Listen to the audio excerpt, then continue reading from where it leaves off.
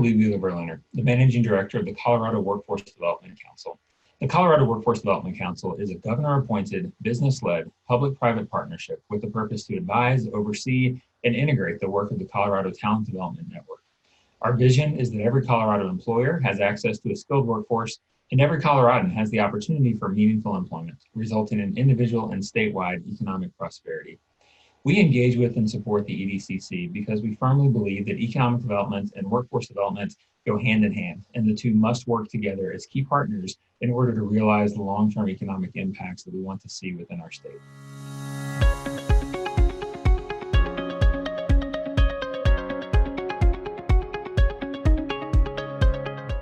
Welcome, everybody. My name is Kim Woodworth. I am the Executive Director for the Economic Development Council of Colorado. As you all know, we have to go through a few housekeeping items here in the beginning. You've all entered in on mute just for our recording quality purposes, but that does not mean we want you to stay on mute. So we can, if you have questions throughout this entire event, please go ahead and put them in the chat section, and we will be taking those questions out of the chat section and really incorporating them into today's event. This really is a roundtable, right? So we really want to really get you all engaged in this conversation and trying to find really great examples and solutions that are already out there, as well as some new ideas that hopefully we will have really provoked through today's discussion. So raise your hands, put your questions into the chat section, and we will help to moderate those. If you have any questions after today's webinar, please send them over to Bobby, our administrator. She's going to go ahead and put her email address into the chat section. We'll follow up with today's webinar with a link to the webinar as well as the presentation. We'll also post it to our website on the webpage that's dedicated to the Drive, Lead, Succeed virtual series. And finally, follow up with today's discussion on our social media channels. We are found at EDC of Co, and be sure to use hashtags DLS 2022 and EDCC events so that we can follow you. We have a lot of folks new to us today. So for those of you who are new to EDCC, we are a statewide industry association that supports economic development efforts across Colorado.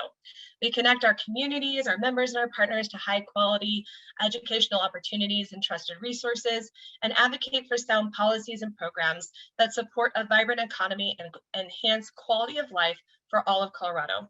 EDCC members come from a variety of settings.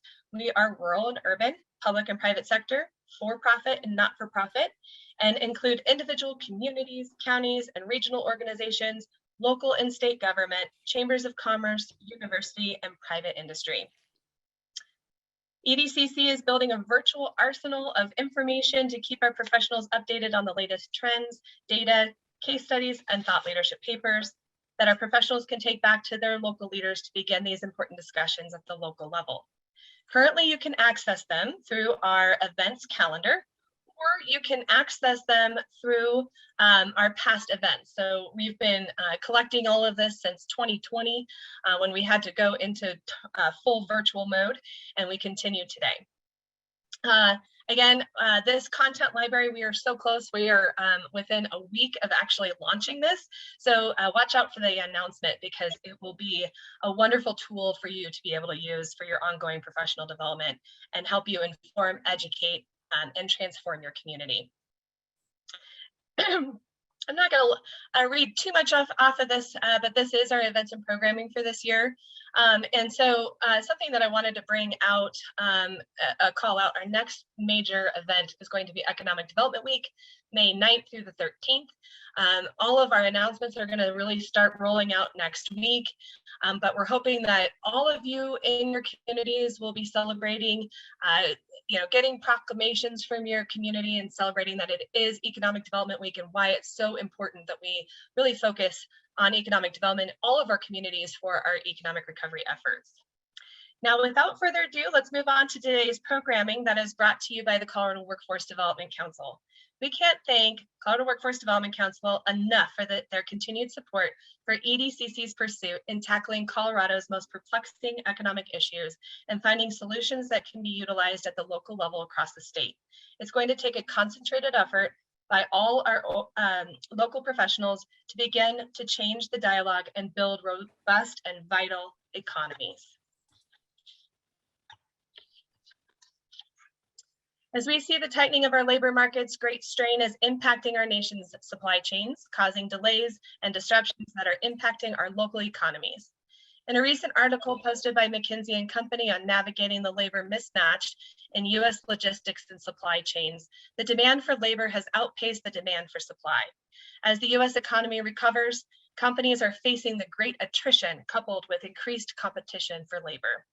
The article also argues that the labor mismatch has pushed private sector wages to more than double pre-pandemic growth rates, but positions remain unfilled. Between the rise of labor costs, supply, and demand, we're facing headwinds like never before.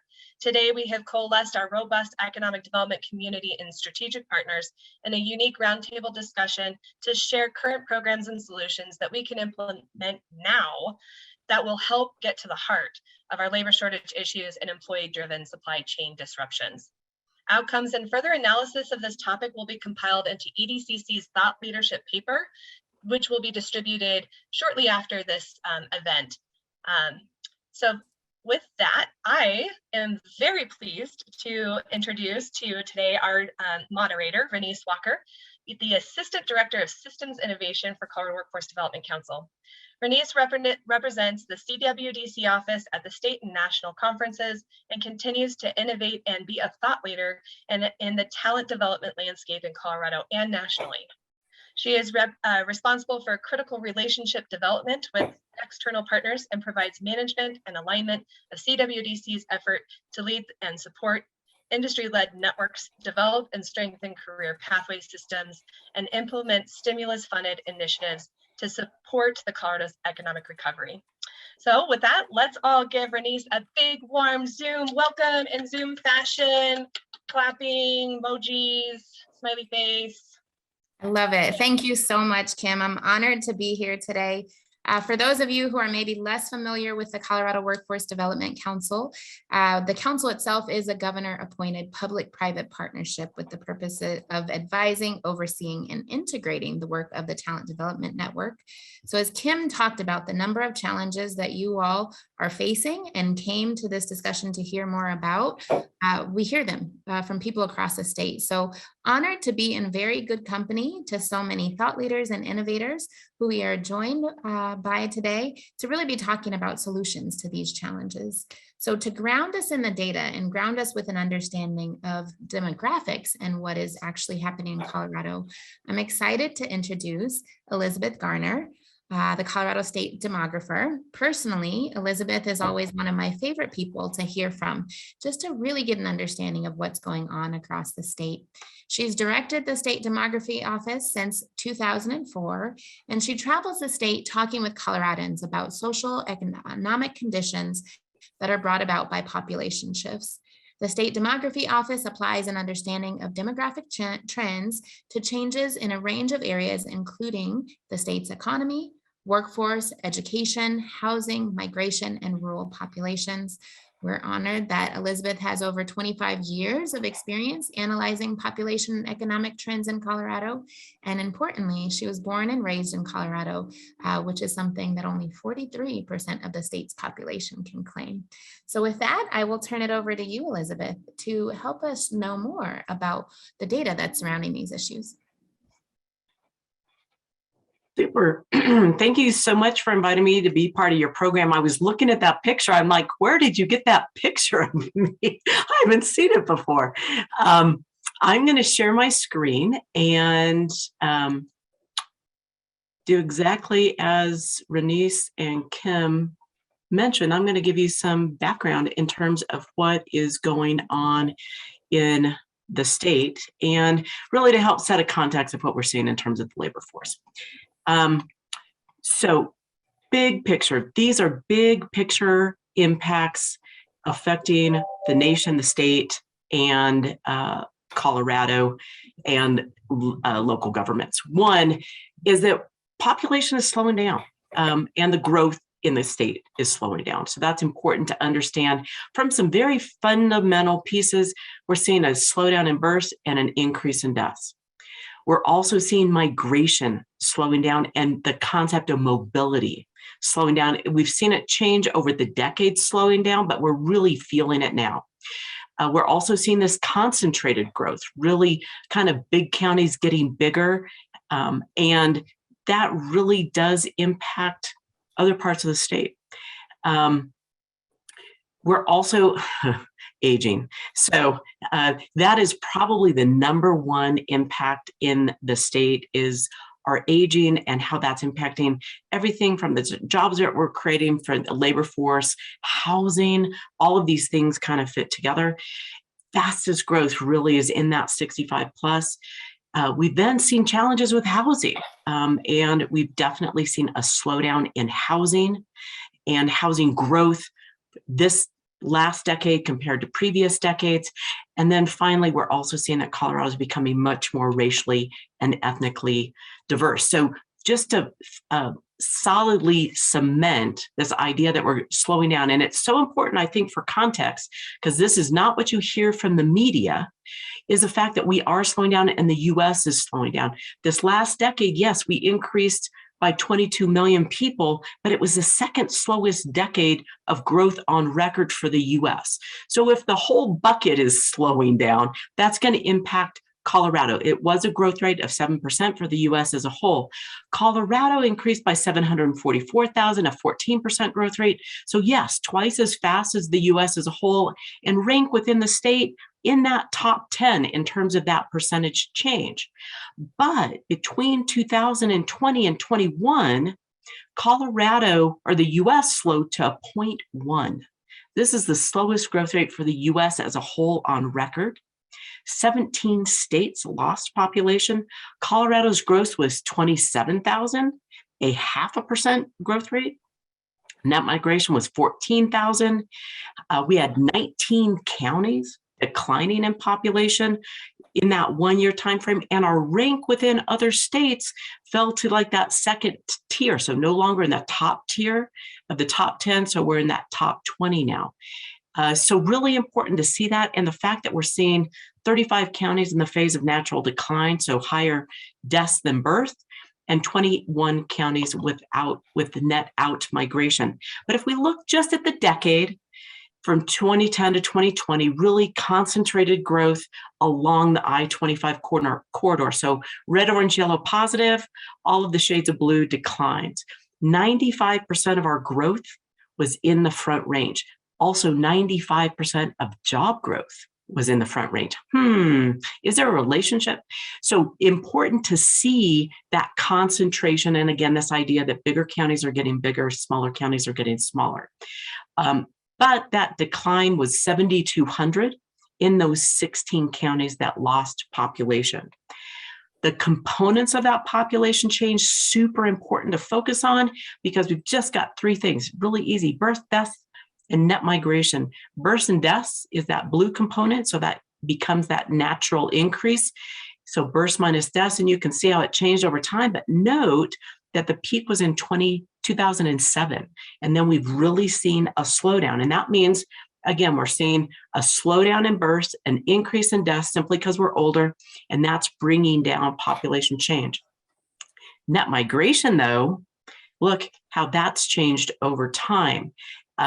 We peaked kind of in 2015, and we've seen a slowdown pre-pandemic.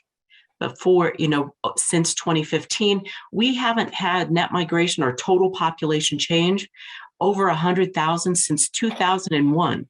So again, when you hear media say silly things like exponential growth, ask them to read their math book once again, because there is nothing exponential in our growth right now. We are slowing down. And that slowdown in births is critical, especially for this audience. We saw a 1 million person decline in the under 18 population in the United States over the last decade. 1 million people. We're seeing about 525,000 fewer births per year in the US and about 8,000 fewer births per year in Colorado. There were 27 states that had an absolute decline in that under 18 population. Yes, higher ed should be fearful because California is the #1 donor to our higher ed system in Colorado. These are the folks that pay that out-of-state tuition and make our higher ed work. Absolute decline in in California. You look at the West, you look at the Eastern Seaboard, you look at the Midwest, absolute decline. I heard a story last week in Eagle County where folks in Vermont, University of Vermont, are matching, if they got an offer from CU, they're matching CU's total dollar amount plus a little more to get that student to go from Colorado into Vermont. Why? Why do you think? Once you get that butt in a seat in Vermont, in a university, in a school, they've got a much higher likelihood of keeping them there for economic development to fill positions. And I'll be honest, both my kids left. They paid less than CU in other states. And then the worst thing, my son met someone. In Indiana, what's the likelihood I am going to get him home? Slim to none. This is critical. We've got to hold on to our kids, hold on to our youth, but realize that there's this high competition from other states for our people. In Colorado, same concept, red, orange, yellow, positive, all of the shades of blue decline. We had 43 of our counties had an absolute decline in the under 18 population. You go Eastern Plains, San Luis Valley, West Slope, Denver Metro had an absolute decline. We look at both Boulder and Jefferson, absolute decline. Only 38,000 increase in our under 18 population over the last decade. We grew by 744,000, only 38,000 was the growth in our under 18. So this tightness that we're seeing in the labor force now, guess what? It doesn't get better by quantity of production of youth. We're down, and we had our peak birth in 2007. It takes a good, 25-ish years to bring somebody on board. You got to birth them, you got to train them, and it takes a while. So I've talked about births and deaths, net migration. Who do we typically attract? Young adults. Who did I just say we're going to start having a shortage of? Young adults. Should this be of concern to everyone? Yes. It's going to be more competitive to try and retain our own workforce. That means we need to be more strategic in our workforce. Why do we typically attract people to the state? Well, huge correlation between job growth, which is shown in the blue bars, red line, net migration. When we have stronger job growth, we need more net migration. When we have weaker job growth, typically we need weaker net migration. So the takeaway from this slide is not only to show that correlation between the two, but look at our future and kind of currently today. We're definitely forecasting some significant growth in the short run. A lot of that is recovery from what we lost in the Great Recession, in the COVID. But we've got a lot of stimulus dollars. We've got maybe a transportation bill that's coming through, or infrastructure. So we're going to see some stimulus driving some of our growth, but then kind of a pretty big slowdown. Why? Labor. We see the whole US slowing down in terms of job growth, because guess what? A job doesn't count as a job until it's filled. So if you don't have the folks to fill it, that's going to put some downward pressure. So just note to self, the takeaway is this is not going away. So we need to be strategic. In terms of migration, again, we've typically attracted those young adults. Again, could be seeing some downward pressure on that. Definitely connected to job growth, but also relative unemployment. So how we're doing compared to other states is critical. If we've got a higher unemployment rate than the US, then we tend to see a lower net migration, which subsequently we actually have seen the last couple of years. If we see our unemployment lower than other states, then we tend to see a higher drive to Colorado. So keep that in your mind. Also, international. International migration was about 20% of our total net migration to Colorado, and that has fallen to almost zero in both 2020 as well as 21. And that hasn't come back. A lot of it has to do with staffing of visa people. And so that's a critical thing for us to keep in mind. Mobility, as I've mentioned before, is down. People just aren't having to move and aren't moving as they have historically. Colorado's a little higher cost, so that's also bringing people down in terms of moving to Colorado. Big question for so many people are those remote workers. What is that going to do for Colorado in terms of migration and mobility? So many people are like, oh yeah, everybody's going to come here, except for the fact that it's super expensive. Yes, for those coasts, California, New York, we might get more of them. Oh boy. Or we might lose more people. So keep that in mind, that it's a double-edged sword. The thing to be aware of is that we might get these part-time folks, what they call like digital nomads, hopping from state to state to state. Guess what?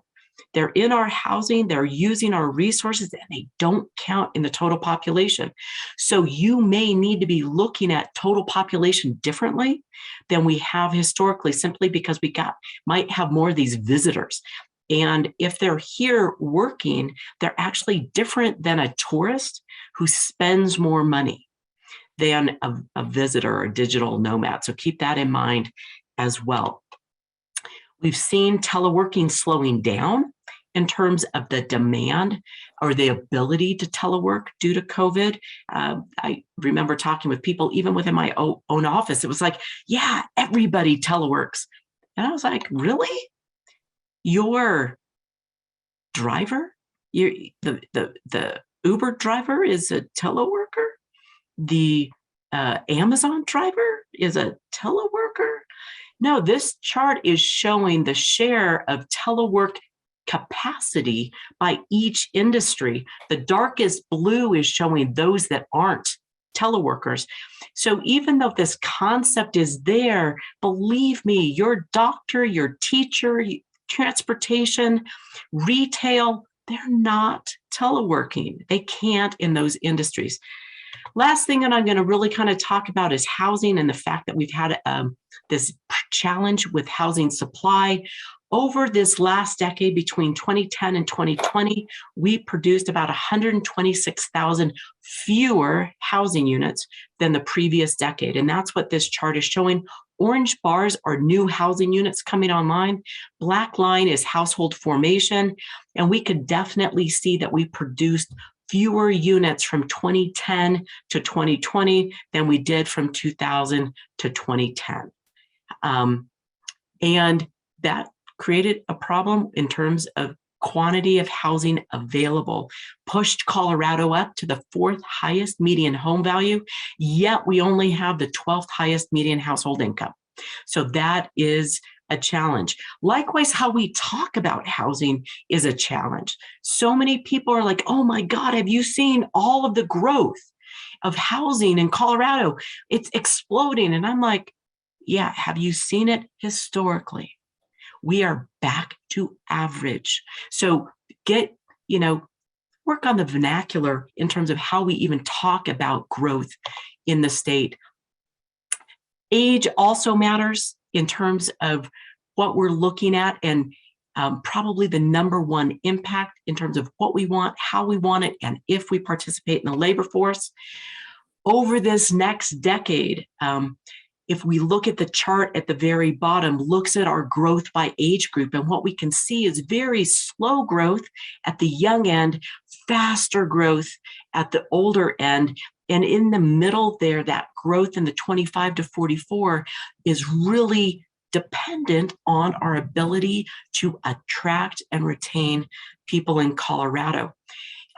Fastest growth, if you'll see it, is in that 65 plus. Over 43% of our total growth in the state is in our aging population, in our 65 plus, that typically are not in the labor force. And I'll say it, hands down, I am hoping to retire this decade. But guess what? I am not going anywhere. So my replacement is not living in my house. And that replacement's not a new job, it's an old job. So we need to think about even capacity of housing for this large group of leavers from the labor force. Over the state, we're forecasting a decline in working age population in all of those blue shaded counties. So this is definitely something to be thinking about, is how do we do things different in the future?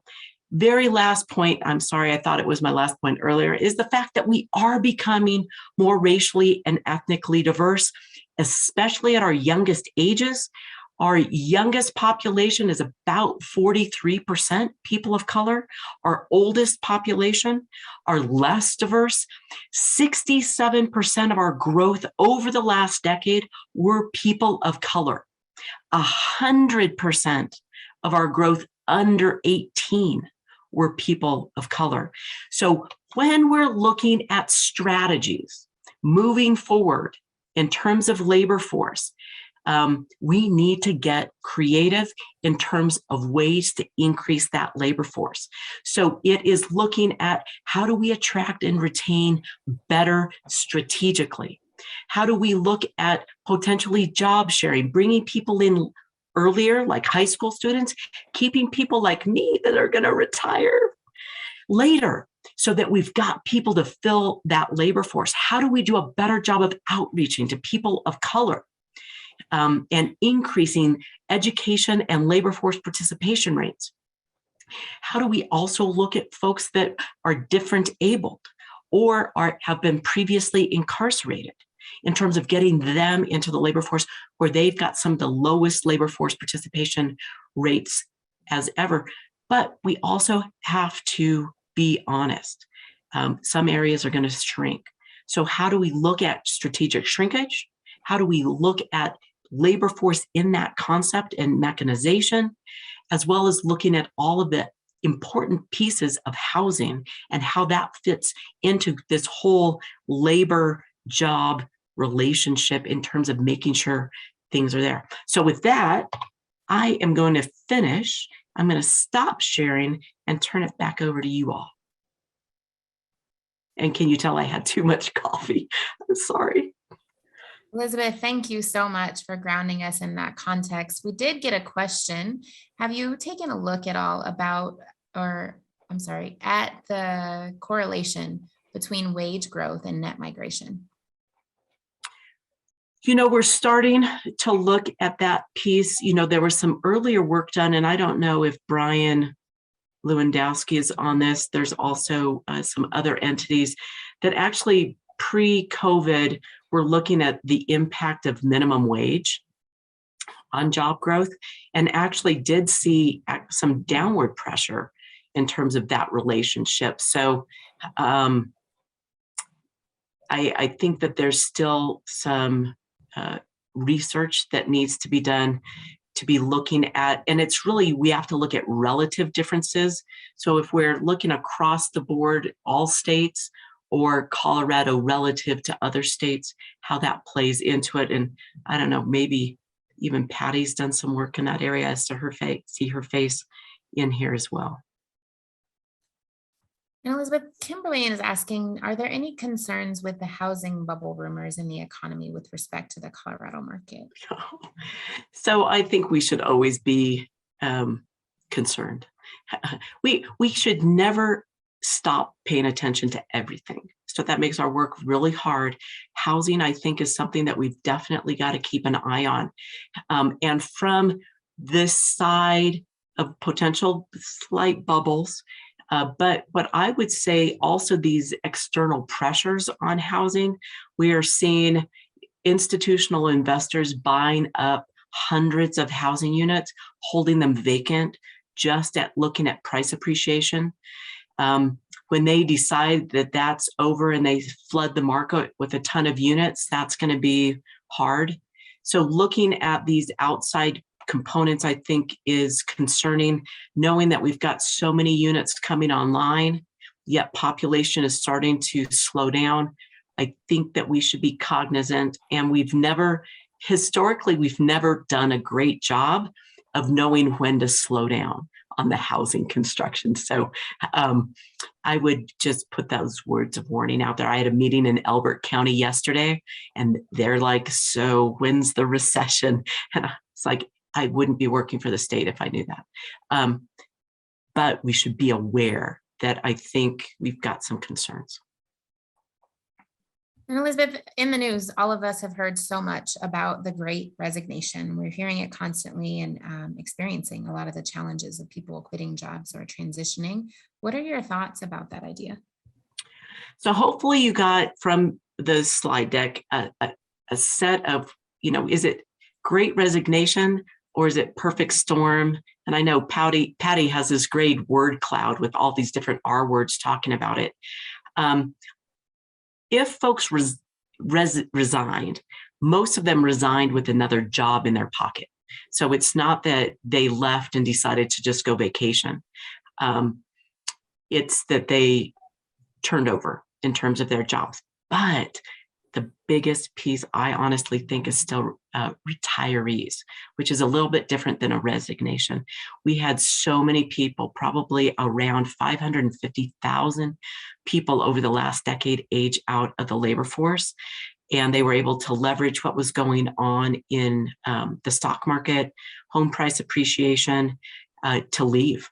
A lot of them also were concerned with COVID or took over parenting responsibilities for maybe adult children and or caring for their own adults, which were, the oldest adult population was severely impacted from COVID. So I think that there's a lot of R's, not just resigning. And Elizabeth, just one more question before we transition to our panel. What do you see as some of the biggest uncertainties or risks to future population growth? So I think Colorado is at that point right now. We're expensive to locate in. We're seeing downward pressure on population growth as a whole. We're seeing, especially like our bread and butter migrant tended to be that young adult, and that's where this next decade we're going to start to see just fewer of them out there. However, something could change in terms of international migration. If that changes and we're more open to international migration, we could see a flip in terms of that component. On the other hand, if we continue to have water problems, we could see, again, downward pressure in the ability to build and the price of that housing. So we've got a lot of things to keep an eye on. Elizabeth, I want to extend a huge thank you for helping us to get grounded in the data and helping us to understand some of these contextual factors that are contributing to the challenges. One thing that you said that's really resonating with me is that we really, as employers, need to be strategic about being able to attract the workforce. So I want to turn now to our panelists to talk a little bit more about the solutions that they are seeing and helping to drive in their local communities related to some of these issues. So by way of introduction, I want to first introduce Tracy Marquez. She is the director of the Pikes Peak Workforce Center, which is one of 10 federally recognized workforce areas in Colorado. In her role, she provides leadership, direction, and oversight of the workforce area and is responsible for the long-range planning, development, implementation, and evaluation of programs supporting workforce development in the Pikes Peak region. In 2012, Tracy was recognized by the Department of Labor and Employment for her contributions toward improving and modernizing veteran services. She also serves as a National Results for America Fellow, where she helps to think about the integration of data-driven practices, job quality, and equity in government. So we'll hear in just a few moments from Tracy and how her work is supporting businesses embracing and applying for grants to put into place opportunities to upskill, reskill, and next skill programs for their future employees or current employees as well. Our next panelist is Dr. Alan Golden, who serves as the director of the Technical College of the Rockies. He was named director in 2020, and like Elizabeth, is one of those 43% of Coloradans born and raised here. He was born in Montrose and grew up on the Western Slope and brings over 15 years of experience as an educator, where he served in a number of positions, including as a teacher, coach, counselor, and administrator. Dr. Golden also believes in the power of career and technical education, or CTE, and its power to transform the lives of students by giving them a path to a career in a high demand, high wage field without accumulating any debt. Then we have a couple of remarkable employers with us today. Carla Nugent from Wayfield Group is the founding partner and chief development officer there. Wayfield is a business who has incorporated continuing education and training models to create pathways for employee growth, increase benefits to the employee, and retention.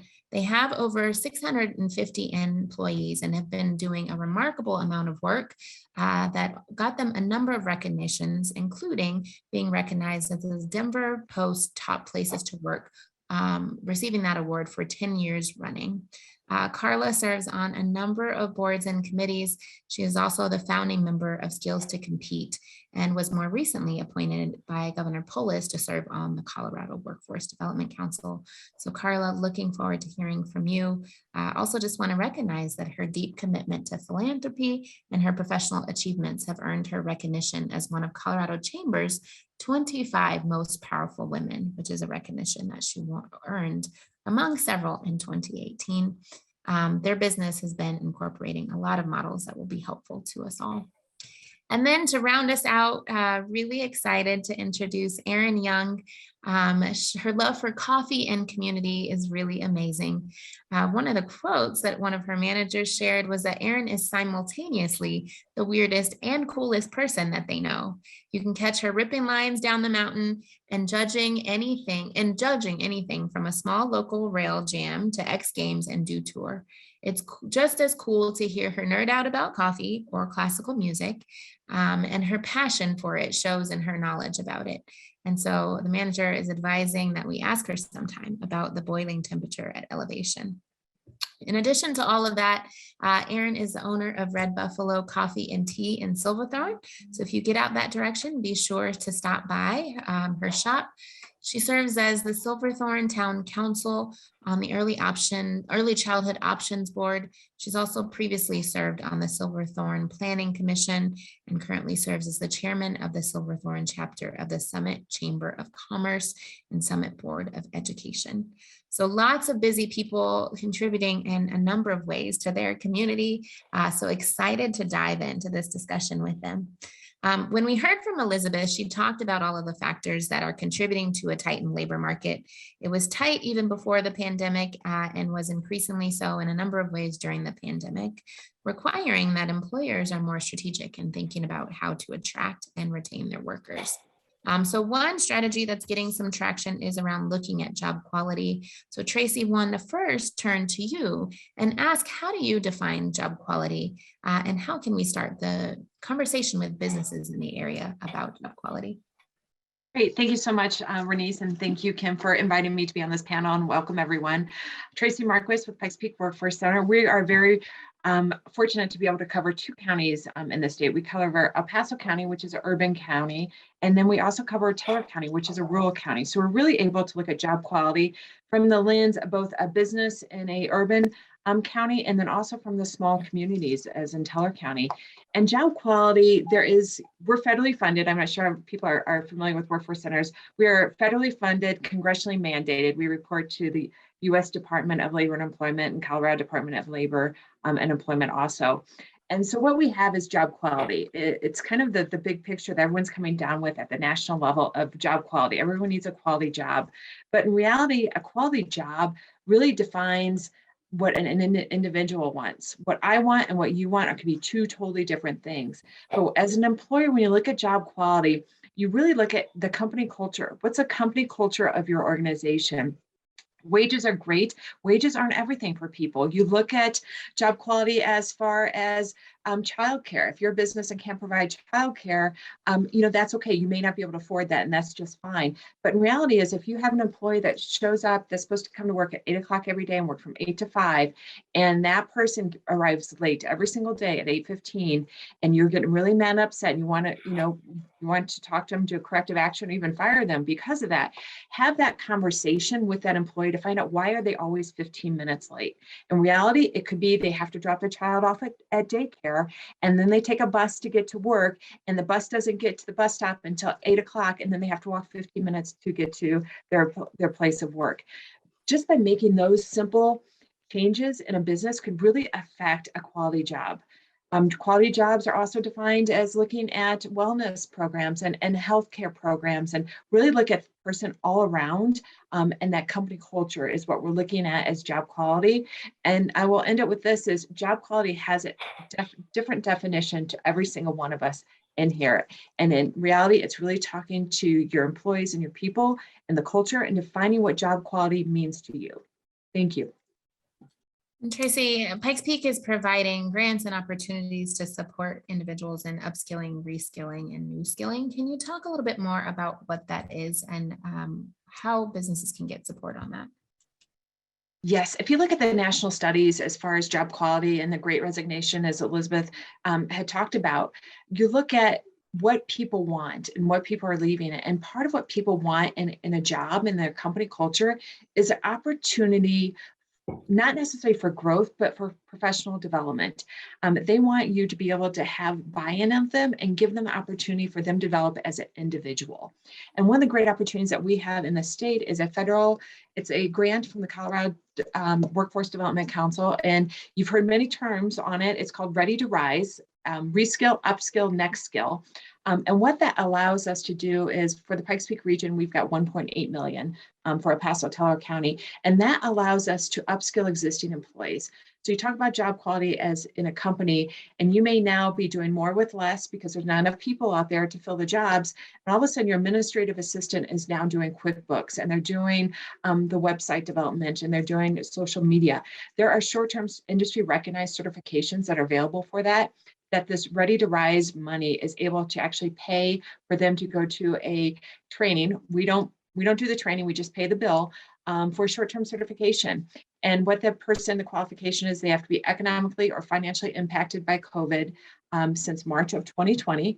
And I think everyone has. Let's all look at our utility bills and our internet costs, how those increased because of COVID. And with that, we're able to help them get those additional certifications that they need. I'll pause with a great example of a community organization that we're helping. We're helping our local Pikes Peak United Way upskill their existing workforce. We are training, providing them with $21,000 for them to go through training, paying their bills. We don't do the training for lean training, for leadership training, for diversity, equity, and inclusion training. There's a lot of training that we can provide that are recognized as a certificate to be able to help the businesses provide the value for the employees that they want to keep. So a lot of great opportunities. Highly recommend you reach. I know my partners in crime, Clark from Rural and Chris from Broomfield, are on this call too. So reach out to your local workforce center to really talk about this Ready to Rise money, or we're government, we like acronyms, Run, Reskill, Upskill, and Next Skill. Thank you. Thank you so much, Tracy. And just one more question for you for now. When we take job quality into consideration, what are ways that we can build pathways, increase productivity, and leadership into company culture so that it becomes more attractive to new recruits? When you look at one, you have to start looking at the K through 12 education. K through 12 education, you look at what are they coming out of school with? You look at either college, it's college and careers. There's no longer an or involved in this situation. And if you look at the credentials and stackable credentials and career pathways that people can take, people don't know what they don't know. And really, as an organization and businesses, to help develop your workforce and enhance what you already have, look at where you can grow your existing employees. Look at interest and aptitude assessments. see where they are and see what are the pathways they can go into. It doesn't automatically mean that you are in, let's say, retail, that you go from a store manager, from a clerk to a store manager. Maybe you go into the finance side of it. Maybe you go into the marketing side of it. There's a lot of different opportunities to move within an organization that people don't realize. And I think really looking at a business as far as your pathways, just because that person's that, administrative assistant doesn't mean they don't have other skills, and you cannot develop another pathway for them to move within the organization. And that's just another great way to use some of these state funds that we have to really help develop your existing workforce. It's truly a once in a lifetime opportunity that we have for these funds, and I highly recommend everyone takes advantage of them. Thank you. Great resources and great advice, Tracy. For those of you who have other questions for Tracy, we will have some time for Q&A a little bit later in our program, so feel free to drop those questions into the chat. I want to turn now to Dr. Golden. One of the things that we heard from Elizabeth is just the importance of really thinking about housing as we think about these solutions, given the cost of housing. And so, Dr. Golden, at Technical College of the Rockies, you all have developed a partnership with Habitat for Humanity to help solve your region's housing crisis. Can you tell us a little bit more about that partnership and how it came about? I would love to. Thank you, Renice, and thank you, Kim, for inviting me to be on this call as well. So it all started a few years ago. I worked at Pickens Technical College. I was an assistant director there in Aurora.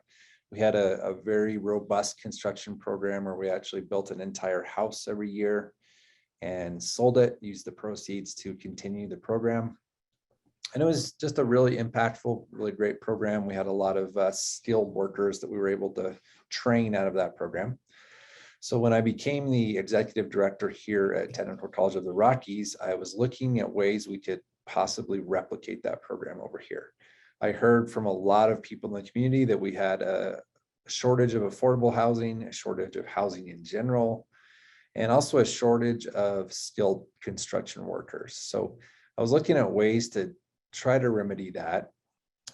Unfortunately, to set up a program like the ones that exist at Pickens is incredibly expensive. You have to do the infrastructure and build an entire subdivision. And we just didn't really have the funding or the ability to do that. And so I looked at other possible solutions, and I had a kind of a chance encounter with the director of Habitat for Humanity in Montrose. And we just started talking about, the possibility of combining some of our construction training with their existing job sites that they are working on already. So we were able to put it all together, and we're excited to announce that starting this fall, we will have a construction program where our students come here to our campus and do the academic portion here. And then they'll actually go work on house sites in Montrose and eventually Delta County as well to get their hands-on practice and actually get to help build houses that will become affordable housing for the community. So that was really the idea behind the project. And I think everybody's been very excited to this point to hear about it. We've had numerous community members step up with grants and donations. And I think everybody's just excited about the possibility. That's incredible that you are taking kind of a real world challenge and helping to train up your students to address that challenge. Dr. Golden, career and technical education does so much of that. It's real world relevant education, but it's not something that everyone on the call is familiar with. Can you just share with us more about CTE and how people can access those programs? Yeah, I would love to. I mean, I guess looking at me is probably a great example. I have a few different degrees, including a doctorate. But when it comes down to it, I'm not really sure if a degree means a whole lot in terms of telling people what I can or can't do. And career and technical education is really the opposite of that. If we have somebody that graduates from a welding program that has a welding certificate, whoever hires that welder has a really good idea of what they can and can't do. And usually we have our students leave with a portfolio, so we have real examples of everything they've done. But career and technical education is really just training people to get them a great job in a workplace that they would love to be in. It's not a tracking system where they're stuck there forever. They can definitely, I heard a little bit about pathways earlier. Everything we do has a pathway, and everything we do, it's here at Technical College of the Rockies, and all three of the technical colleges in Colorado really are based on entry-level positions, but we do a lot of reskilling and upskilling as well. And so really, if somebody enters one of our programs and they want to come back for additional training to make their career better, they're able to do so. But I can speak all day about career and technical education and the three ATCs. So Pickens is one of the other ones, and then Emily Griffith Technical College is the third. So there's only three in Colorado, but I strongly believe in what we do. We're the only college system in Colorado that has no student loan debt. So anybody that goes through our programs does not come out with any student loans. And again, we're really focusing on what can we get training for people to enter the workforce in a high demand, high wage field. And have you found that employers are seeking out your students for employment? If not, where are you seeing the gaps? Yeah, definitely. So again, I can speak for all three of the area technical college is because we're all part of the same system. We have all the same accreditation. And so we're measured on completion and placement and licensure. So how many people go through our programs and finish? That's the first metric. And then how many people are placed into the workforce? And then if it's required, how many people have licenses? So programs like cosmetology, barbering, nursing, for example, all require licenses. So we keep track of that for those programs. But placement is really one of the most important metrics that we have. So we have to have 70% of our students be placed in the workforce in order to keep our programs up and running. And because of that, we have to have very, very robust relationships with all of our industry partners in the community. We have to be very responsive if they don't need a certain kind of employee anymore, or if they need our employees to know, or their employees to know some new skills, we have to be able to do that. So to answer your question, yes, we talk to employers all of the time. Employers are always coming in saying, hey, have you thought about this? We really need some more of this. And we have to be able to make those changes. Thank you so much, Dr. Golden. So we're hearing great resources from the workforce and workforce centers throughout the state, as well as technical colleges that employers can reach out to or others can reach out to support and address these issues. We also know that what employers are doing themselves are critical parts to these solutions. And so I want to turn next to you, Carla. Can you just tell us more about what you all are doing at Wayfield? And I believe you have some slides to share with us as well. Sure. So just to give context to our company, we started here 20 years ago, and we've grown literally almost every year since. And we've grown outside of this region. But Colorado, we're prominent up and down the Front Range. So we have offices in Colorado Springs, Centennial, Loveland, and we're also up in Cheyenne, Wyoming. I say that just because some of our employees from Colorado go up to Wyoming and vice versa into Colorado. So being in electrical and construction, we do commercial and industrial work. We've always had this workforce need. And so we've really looked at how do we take the workforce need and how do we connect with our community, because we're very big on philanthropy and how we show up in the communities that we live in and care about the people that work for us, but we care about the people in our communities and provide opportunities.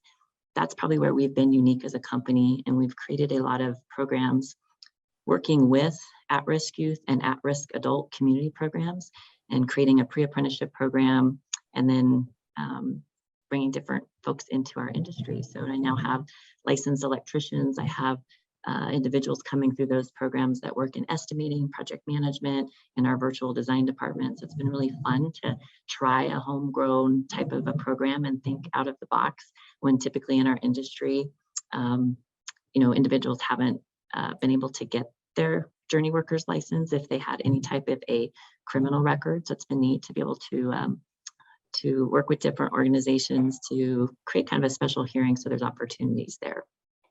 So a lot of people know us for that. I think when you look internally into our company, we're always looking at how do we recruit and how do we retain our folks. And so I think this is a nice combination of how we approach it with our employees. And a lot of employers have these benefits, but if we really wanted to come out of the gate and pay 100% of health benefits for our employees. We thought that was a big differentiator for us in our industry. We think it's a big, can be a big pain point. It's very expensive. If you look at the emotional support side, that's real. Life is going on with all of our employees. And so we work with different organizations to provide free paid counseling sessions. We do different sabbaticals. We created a Helping Hands fund that's part of our foundation that just gives to our employees in times of need. And COVID really kicked that up. Very unique situations where they didn't have paid time off, they didn't have savings, maybe somebody else got sick in their family, but they had to stay back from work. Some things were covered, you know, through compliance and through our company, some things weren't. So it's really neat to see our foundation not just serving our community, but our own employees. On the fiscal side of it, we find that many people live paycheck to paycheck. So we've really been working over the years to, you know, not only get folks to be part of our 401k and take advantage of our matching, but actually do education around that so that they can save and get out of debt. We recently hired a company called Honeybee. They are a nonprofit, and they're set up just to do fiscal type of education for employees. And I think the big hook that they have is that you can get a loan up to $1,000, pretty immediate when you're in time of need at a no interest rate. You pay it back through payroll. And so that's kind of a hook. I think they get folks that have finance challenges, but then it requires them to start doing classes. And so they start coaching on how to make kind of longer term changes. So that's a fun program that we're starting here. And on the knowledge piece, we've been big on education. We not only pay for a 4-year apprenticeship program through our independent electrical contractors group. I know, Alan, you mentioned Emily Griffith, Pitkins, we've worked with those groups. We also do an internal Wakefield University. So that has a bunch of different training, not just technical, leadership, how you show up, crucial conversations, communication. We have all these different ages within our business, and how do you get them to communicate and work together. We've also created on the social side, that's a big, big piece of who we are and how our employees bond, have fun, we work really hard. How do we play well together? So we always have about 6 different events each year that we're getting together. If it's a cornhole tournament, or maybe we're going to a Rockies game, or maybe we're doing a bike building event to donate those bikes to underserved middle schools. Where our council that we created probably 15 years ago, our council meets every month, and it represents all of our different business units, and people serve on that council just to talk about how do we stay connected as a company, and how do we focus on our culture, how do we take care of our people, if new benefits are going to come out, costs increase, what changes might we need to make to our plan, what's going to impact our folks. And so that's been neat to have our council just speak in and have a pulse point of, especially now, what's going on. And then on the recognition side, we're celebrating all the time. So we're looking at how can we celebrate those moments of having a child, you know, having a type of a graduation or getting married, 10-year anniversaries. We give away a bunch of cool stuff, but on the 10-year anniversary, we give away $10,000 to celebrate. We're always giving away gifts. We celebrate our crew of the month. We bring in cater and lunch, and leadership spends time, and we do a nice write-up on the website and our newsletter. But we also bring the Red Wings boots truck to show up and give out new boots. So we're always just thinking of little things, but they add up to make it really fun. One thing I think that we have been spending a lot of time on is also on the continuing education piece. So we're looking at how we take our apprenticeship and work with different education, higher ed groups to add different courses. We're actually talking with Colorado Business Roundtable and Colorado Succeeds, meeting with the higher ed groups to see if we can make a construction associate's degree, because that's a powerful thing to say that we've paid for all of that education and there's a degree there, because I think that's a big thing. Sometimes folks don't look at construction and some of the other groups that they're not going to have some type of a degree, paid education. I also have our council working on thinking out of the box with all of this remote work. That's been really challenging with construction, right? We need to be on the job site installing our electrical product.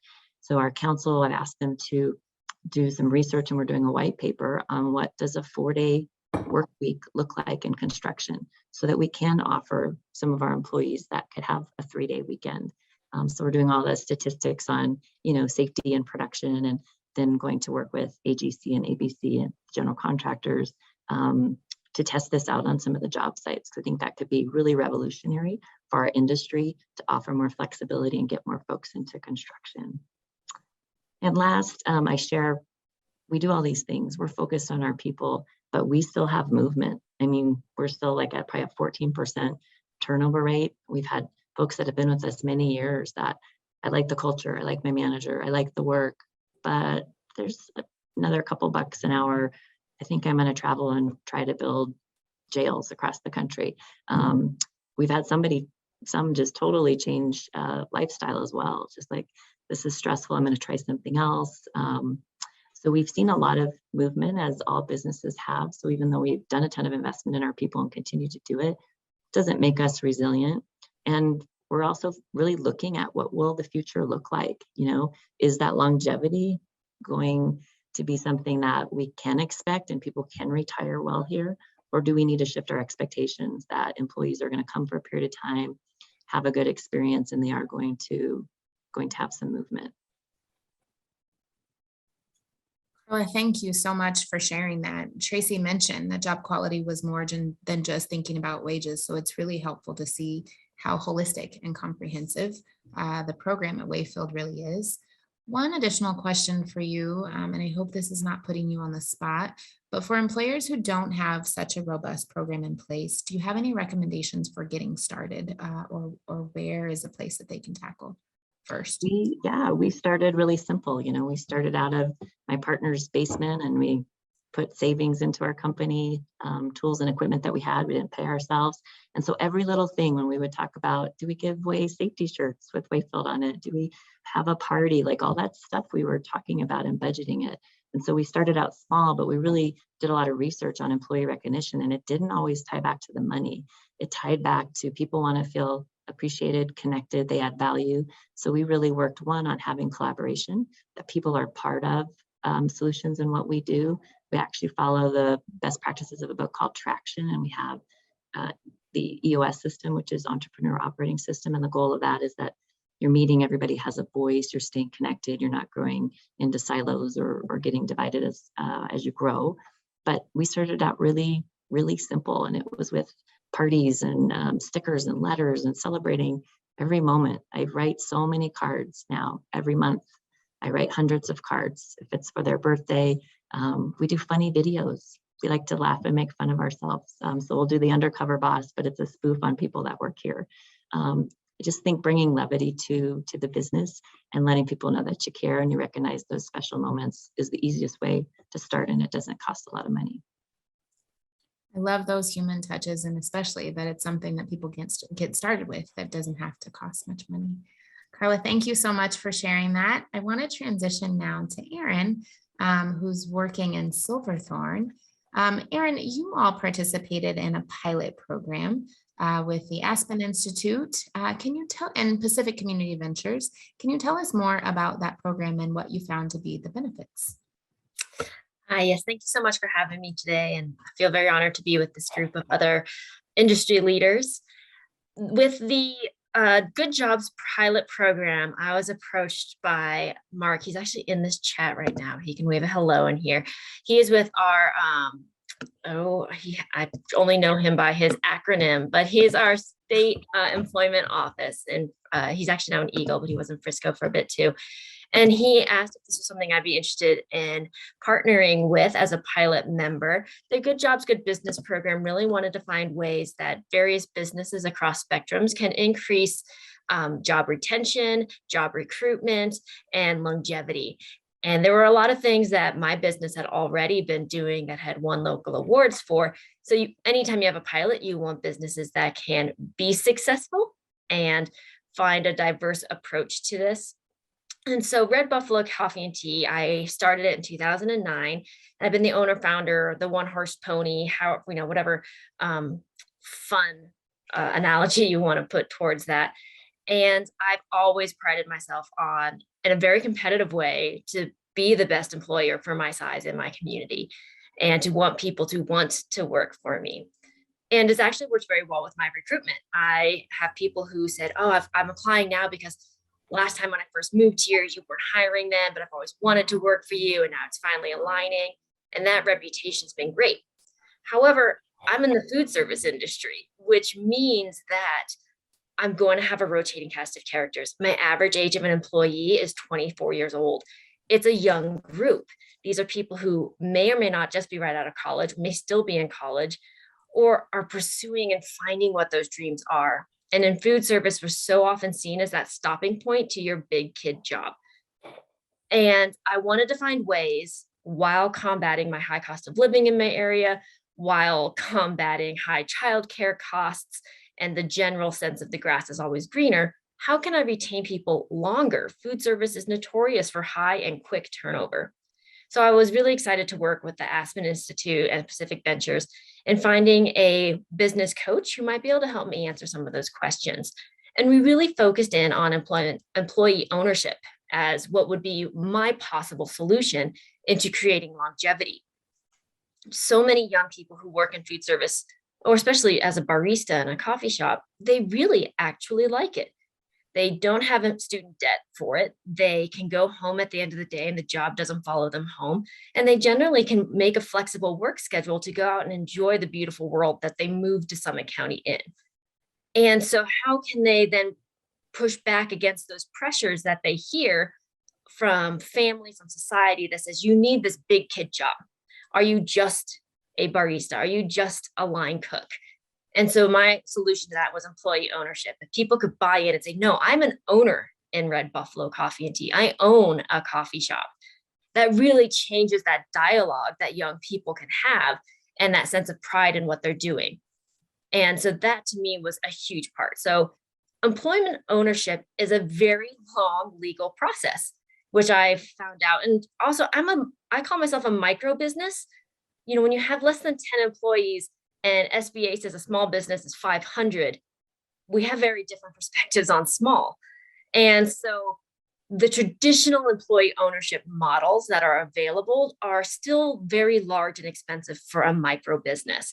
And so I've been working on much more creative avenues, and I'm still in the process of this. So that's something to consider. So I'm still in this process, but I have employees who like this idea.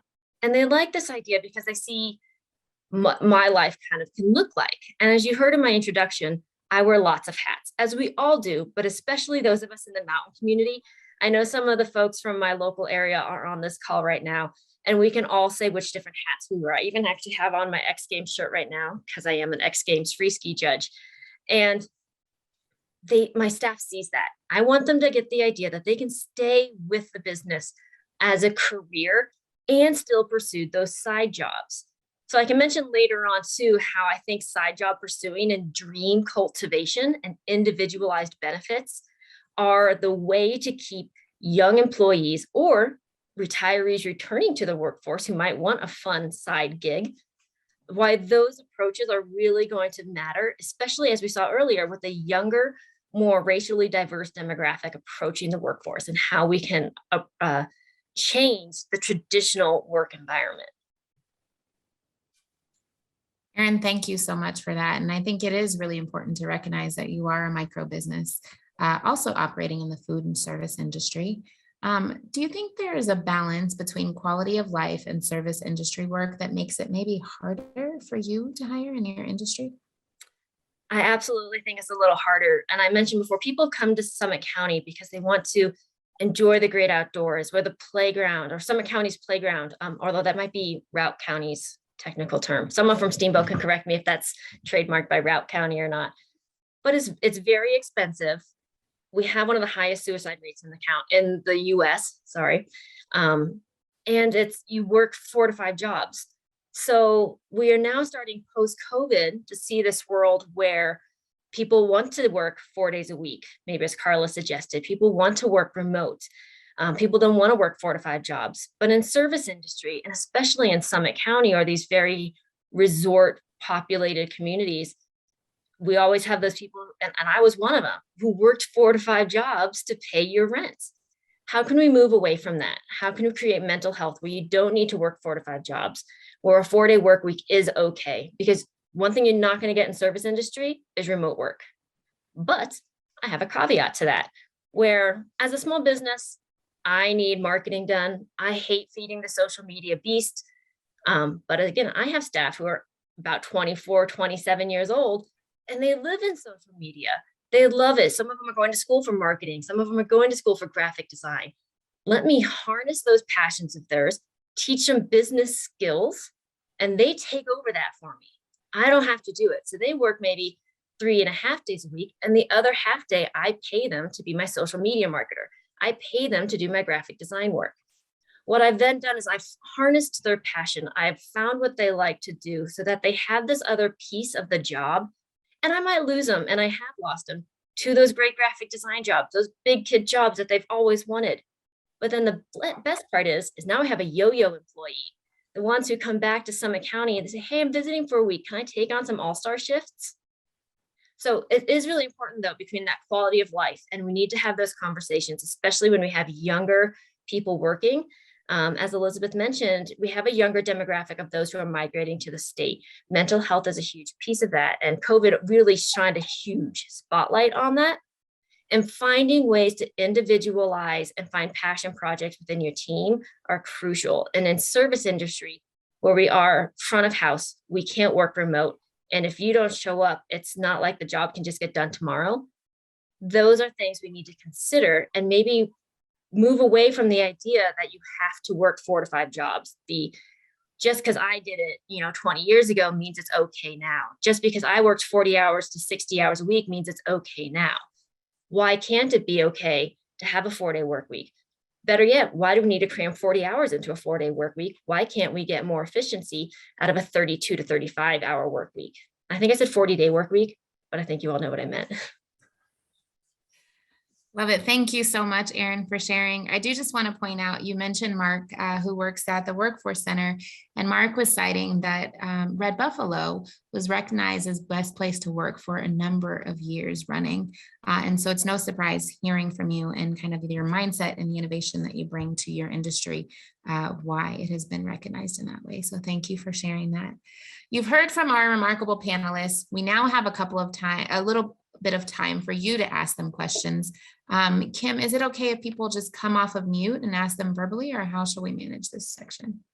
Yeah, absolutely. Raise your hand and we'll go in order that way. Or if you just feel more comfortable putting a few questions into the chat section, we can do that as well.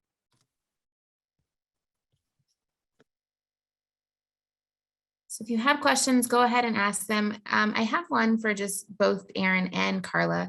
Erin, you mentioned that you do know that it's likely that for some of the folks that you train, they will leave you to go on to different jobs. We hear that concern coming from a lot of employers. So what would your advice be to other employers who are concerned about training might cause attrition? How are you all thinking about that in your companies? I'm happy to go ahead and answer. And then Carla, if you want to jump in with your share too. I love that Carla and I are such different sizes. 600 plus employees is wow for me. I lean into it. I fought it for a long time, and that wasn't the way to go. I will have rotation. You can be the best place to work and you will still have rotation for a variety of life's choices. So lean into that, train the best ones while you have it, make the best work environment, because then your reputation, when it comes time to hire, you're going to recruit just by reputation alone. People who say, I've been waiting to work for you. I've been waiting to apply here, and you just didn't have an opening for the time. And I think that is a big way to do it. So lean into the fact that you're going to have rotation. A new thing I've just started is I've taken every seasoned employee and asked them to train some micro part of their job to another newer employee. So that way, as we move through this process, if I do lose a more veteran employee, a more tenured employee, they have trained one of their smaller roles down to someone else. And so that way my training is to build in leadership isn't as rough of a transition.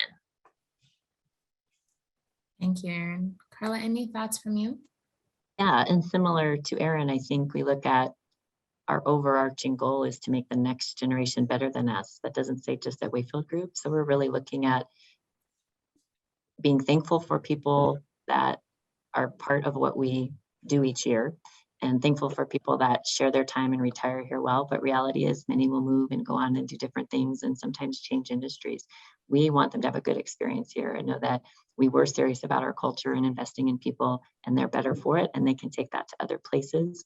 We also do stay interviews that we touch base with our employees twice a year. Just why do you enjoy working here, and what works and what doesn't, to make sure we have a pulse point and that we're responsive. We know what's important to the people.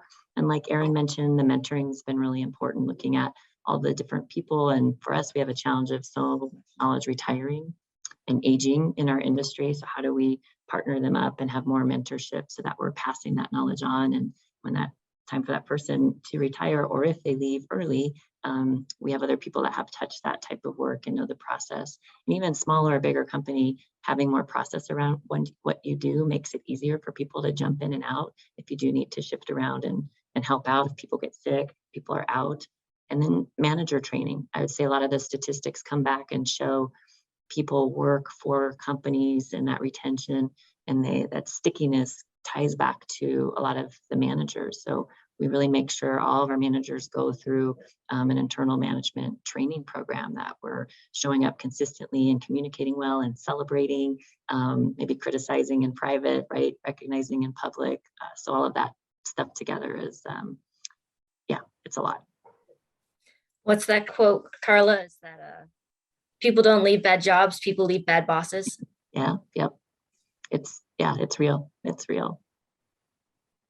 I think so many times people are great at a job, so we're like, cool, I'll put you in management and go do this, and realizing that a lot of folks haven't been trained, they're really talented. So we're working to support that. Absolutely. Thank you for sharing those insights. Do just want to recognize that Sean shared that they have employees write down their process and systems, then they add that into their knowledge base for the company. So similar to Carla's point, capturing that as a recognition. Sean, did you want to add anything to that comment?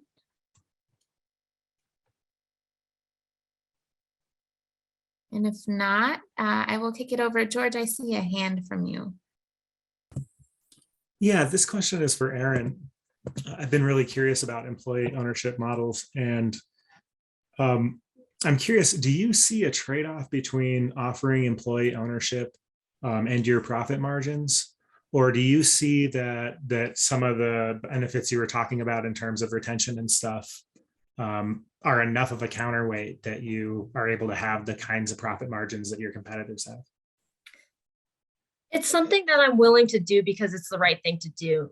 When I'm a young business owner, so many employee ownership models are an older business owner seeking to retire, and they end up giving up a lot of their investment in their business. And that wasn't a way that I wanted to go. So one of the ways that I'm going is more of a gifting model, but in very small percentage increments. So that way staff doesn't have to buy in with a large sum. Again, their average age 24, 27 years old. They don't have that large sum sitting in a bank account to buy in.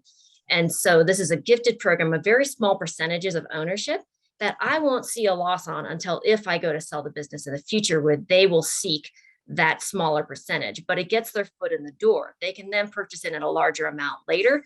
And then the only loss I will see is in the eventual sale, but again, in a very small percentage. Versus a possible loss now, where to hire and retrain, they say attrition costs 1.75 the original employee's cost over the first year because of loss of knowledge in your business, loss of employee customers who might have come specifically for that tenured employee. So the loss of value now is far more significant than the potential loss of business later, when my business will grow by having a retained staff amount. So the value of my business in the future is going to be higher than the loss that I will see now. Does that answer that question for you?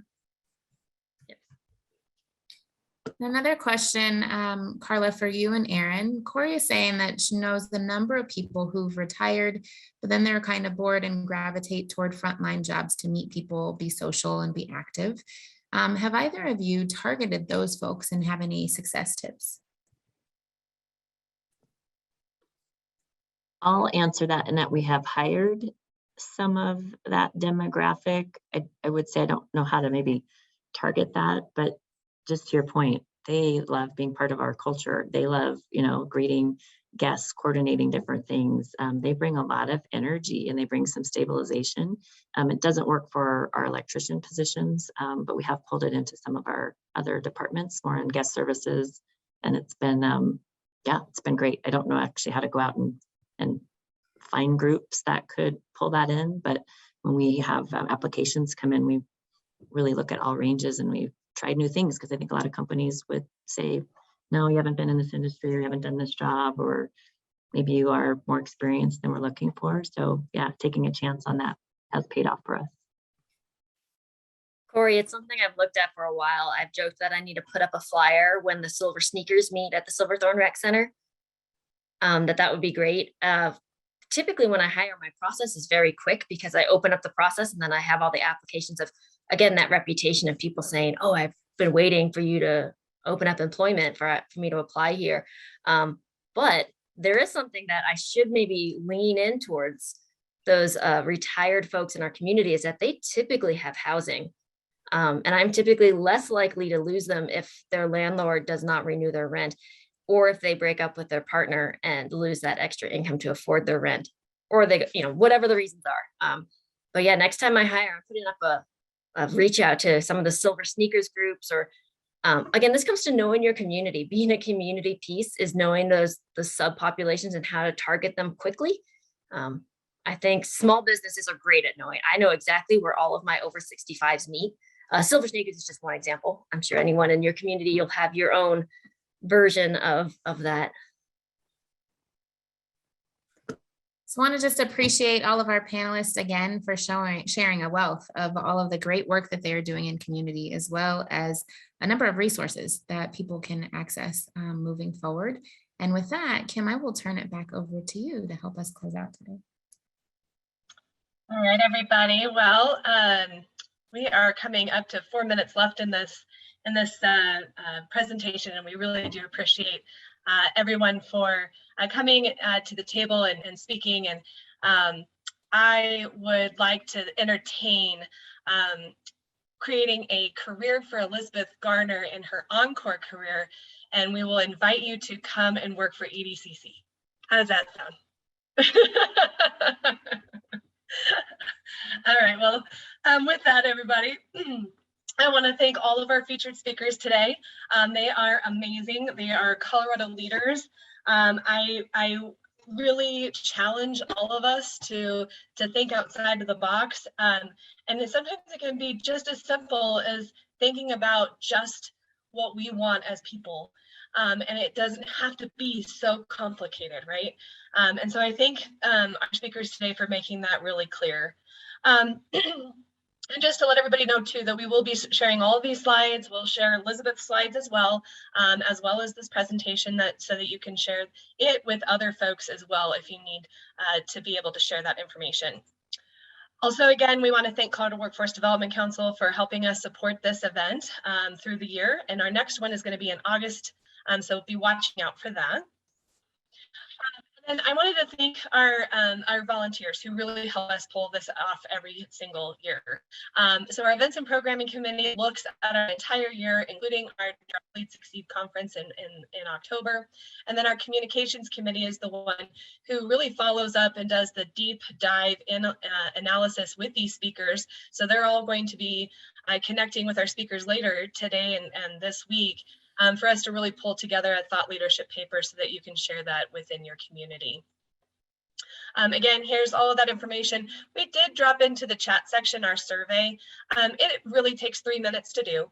But what's most important is, one, we want to make sure we're really delivering valuable content to you. And without knowing what you need and what you need to hear, we will not be able to do that. So by you taking the survey and helping us identify what those topics are, it really does help us bring great knowledge to all of you. And again, this is our events calendar. This is my operational side of me, so unfortunately I have to do this for you all. So please come to the edcconline.org /events-calendar. Check us out for the rest of the year. And again, if there's any tools, data, any types of resources that you're looking for, please just visit edcconline.org. Email Bobby and I. We will try to connect you with the network. And again, thank you all for being here and being a part of this awesome event, and we will be in touch with you. So thanks again.